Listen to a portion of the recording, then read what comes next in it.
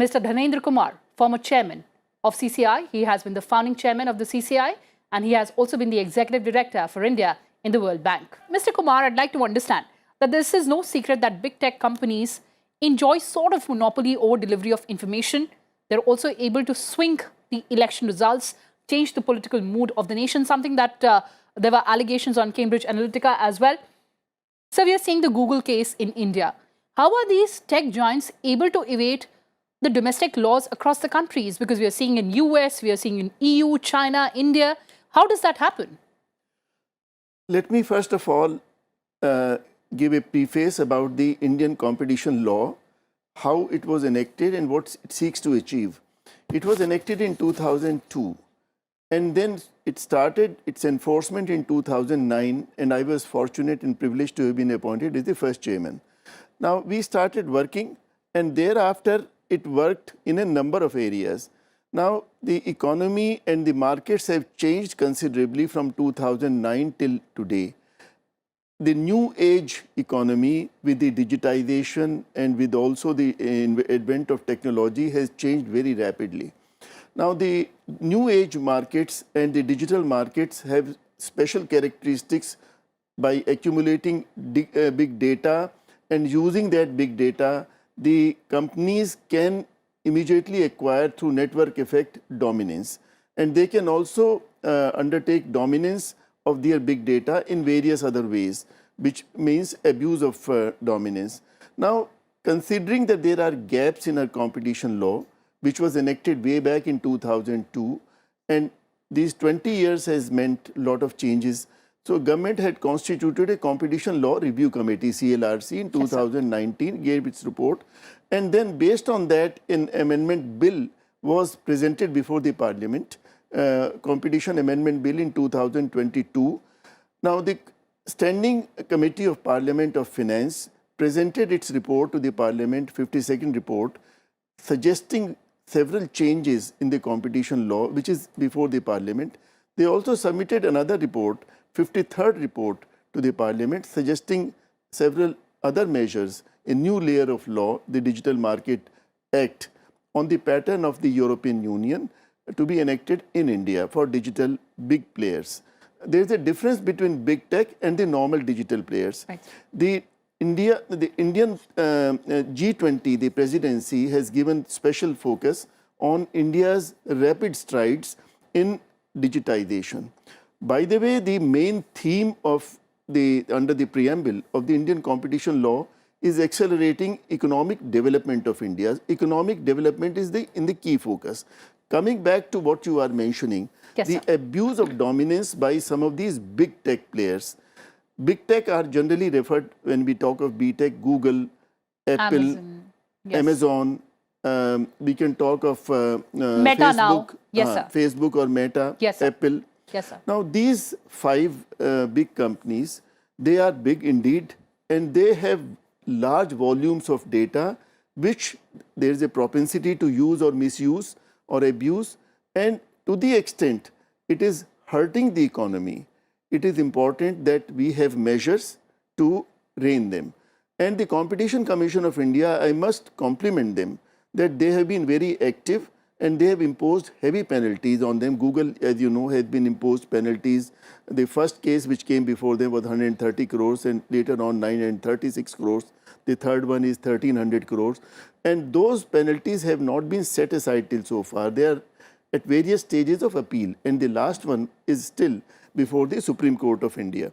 So it is not right to say that they have just got scot-free, and the Competition Commission is absolutely alert on what they are doing. And the same thing is true of Facebook, on the WhatsApp, on the Apple and others also. It's before the Competition Commission of India. And I must compliment the Standing Committee of Parliament who have gone deeper into the whole matter. And the first report, 52nd report, has suggested a number of measures to make the Indian competition law much more robust and strong. And they have suggested establishment of digital market unit, for example, and many other settlement and commitment and so on. And in the second report, they have suggested enactment of a Digital Market Act also. Now, coming to these two reports, if I can take one more minute. Yes, sir. Please go ahead. I'm completely in agreement with the report of the Standing Committee of Parliament. They have done a brilliant job in going through the entire act and suggesting what needs to be done. And I think there is a time that we must do it now. The other report, which is the 53rd report, which talks about a few measures, including enactment of the Digital Market Act on the pattern of European Union. Right. Probably, in my view, and in my humble view, the time is not ripe yet. We have to first see, it has just been enacted in Europe in November 2022, Right. just a couple of months ago. Let us see the experience of Europe on its functioning. In the meanwhile, if the recommendations made by the Standing Committee in the 52nd report, if those are incorporated and the competition law is amended and made more robust, including constitution of a digital market unit in the Competition Commission, Right, probably we may be in a position to rein in them much better. And on that experience, if we need to enact the Digital Market Act, certainly we must do it. I'm not saying we must not do it. I'm only saying that we have to decide on the time and the structure suiting the Indian economy. Absolutely. The economy and the needs, Needs of as the Indian market economy. has. Yes. Very important points raised there, sir. But Mr. Kumar, another important concern, of course, hate speech, misinformation, invasion of privacy, as we've already talked about. Sir, apart from, of course, preventing, ensuring that there's equity in market, how do you think that CCI can create awareness? As you may be aware, CCI had taken action against Facebook then and Meta now. Yes, sir. For their actions in WhatsApp and for the intrusion into the private data. That was something for which CCI imposed penalties and initiated investigation at that time, and it's pending right now. Now, coming back to what can be done, the government is seized of the matter, and a personal data protection bill Yes. is likely to be enacted on this. It's in the offing. The Honorable Minister mentioned about it. And there is also another act which is coming up, Digital India Act. And also the IT Act is likely to be amended for this. So altogether, I think we are shortly going to have a very comprehensive digital regulatory framework, which would possibly plug in many of these holes where the private data could be intruded upon. As mentioned by the Honorable Member of Parliament just now, he explained it with a lot of data that India is just not any other country. That's right. It is at the moment 5th largest economy of the world. Poised It's to going become third largest very soon. largest very Yes, sir. soon, in a few years, just behind America and China. That's right, sir. Overtaking Germany and Japan.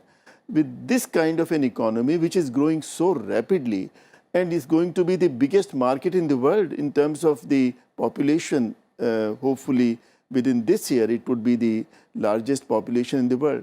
In this kind of a market, in this kind of economy, it is not easy or it's not right for taking Indian economy and Indian consumers very lightly. And the big tech also have to take it very seriously. In fact, I think that they should produce periodical reports on what they have done for Indian economy and for Indian consumers, and the public would be in their right to know what are they doing, how are they functioning.